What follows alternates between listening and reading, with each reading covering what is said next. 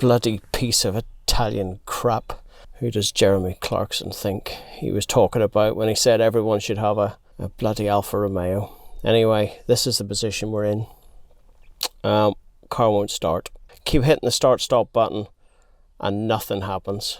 What I've done is I've disconnected the battery. Oh God, and the warnings keep going and going. Look, you go. Automatic high beam unavailable. AST unavailable. ESC unavailable. L-hole control unavailable. Service ATV system, whatever the hell that is. All-terrain vehicle? Don't think so. have power steering checked. Piece of Italian crap. Anyway, I think it's going to have to go on. It's going to have to go on Auto Trader on Monday. Here it is. All that's probably as a result of me disconnecting the battery and reconnecting it again. I had this issue before when the car wouldn't start. It let me down in the middle of a DIY car park. Only nipped in to get a little tin of paint for the windows, but I got stranded there. Anyway, thanks to my father-in-law for picking me up, bringing me some jump leads. We managed to jump start the car. That led me down the line of thinking that maybe it was the battery. So several £100 later, we got a nice glass mat battery fitted, and well, false positives, as they say. It made me believe that the car was actually fixed. And here at home, I've just tried to start the car, and the same bloody thing has happened again. So I grabbed the camera, I've come out. the repeat of my language previous to me hitting the record button is not publishable on YouTube. It's not for family viewing. The only other thing it could be, so that's a brand new batteries in the car. There's a possibility that it could be a relay. I've stuck in the diagnostics and there is no faults found. So where do we go from here? I'm going to have to consult the wiring diagram and see if there's a starter relay or something like that may solve the issue. So we'll have a look. We'll see what happens. Bloody Italian cars. Who said? I always said it would be a warts and all thing. This is part of the experience, I suppose. Let's see where we get from here.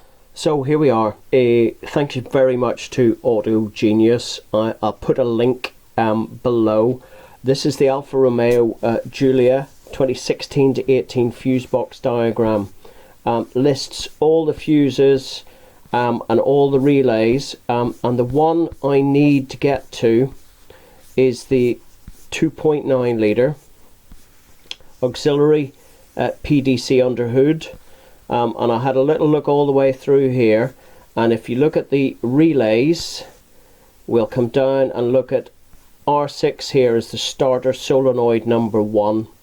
I tried to point it out to you, but it's probably best here. So there it is, the 2.9 auxiliary PDC underhood, and there's the R6 relay right at the very bottom. When you split this box, the top bit comes off quite easily, but to get into the other one, I had to basically remove this and to get down to the R6 and get it out.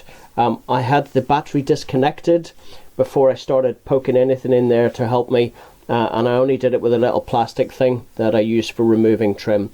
So there you go. There is the location of the relay and your fuses and all the rest of it.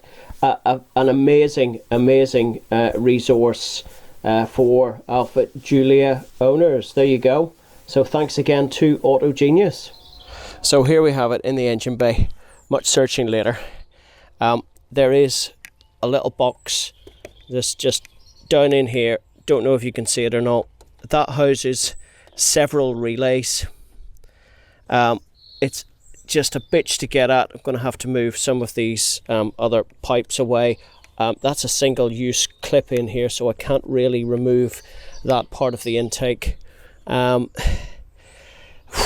It's going to be a fiddly job. I know from the diagram, I'll try and pop it up here, that the relay is the bottom one on the left hand side as you face the car, on this side, the outside, and it so happens that it's identical to these little red relays in here in the boot, or the trunk as they say. This one is the relay for the rear demister. So what I'm going to do is I'm going to swap that relay. They just pull out. I'm going to swap that relay with the one in the engine bay, and see where we're at. So I'm was pretty desperate to get the car all together. All of these pipes and crap need to be removed out of the way. It's a really fiddly job. I couldn't hold the camera and do it all at the same time, but I've got the relay swapped over. I've got the dodgy one back in the rear here. Unfortunately, it took so much. It took so much. I actually broke the cover on it.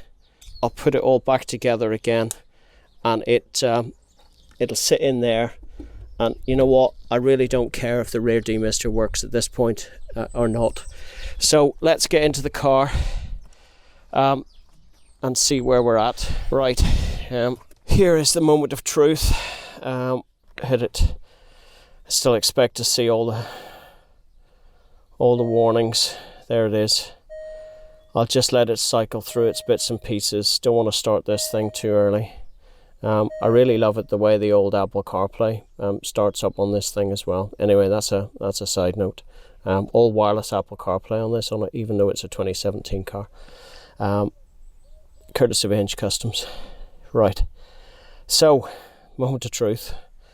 Let's see. Oh, yes.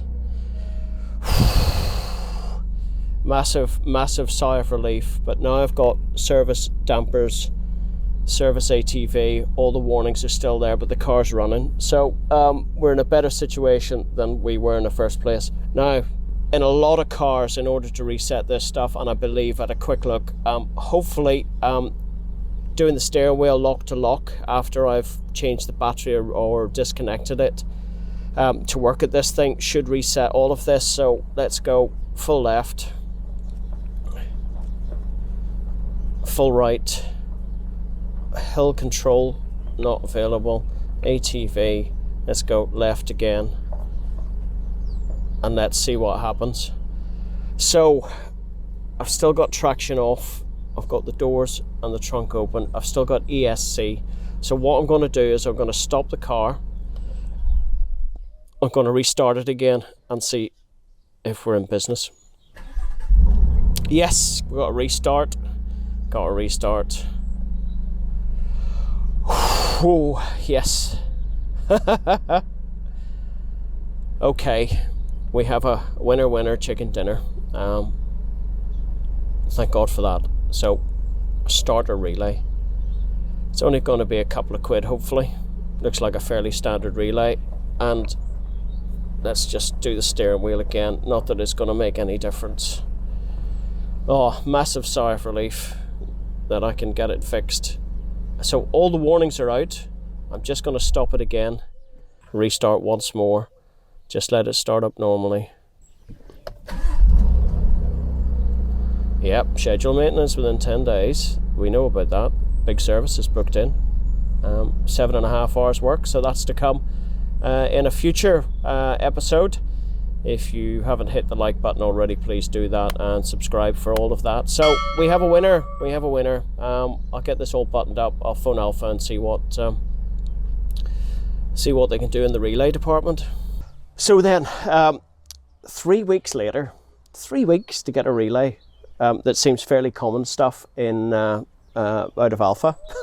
3 weeks, but in that time, the car has behaved itself impeccably.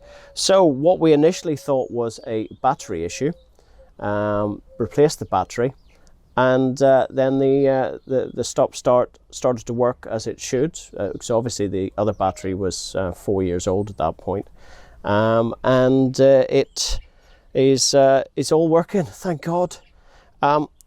Here we go. I'll just spin it around. You can see, let me see, where are we? There we go. There it is, a relay. It is a part number. There it is, if you can read it, 11130885, and sum total of 20. There it is, £27, 27 quid for a relay.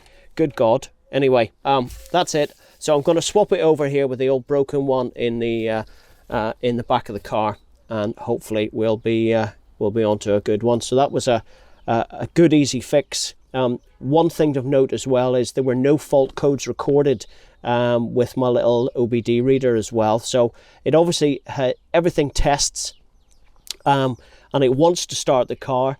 It's just the relay in the engine bay that's preventing it from doing so. So that's it. Dodgy relays all round, and a big sigh of relief from me. So here we are at the back.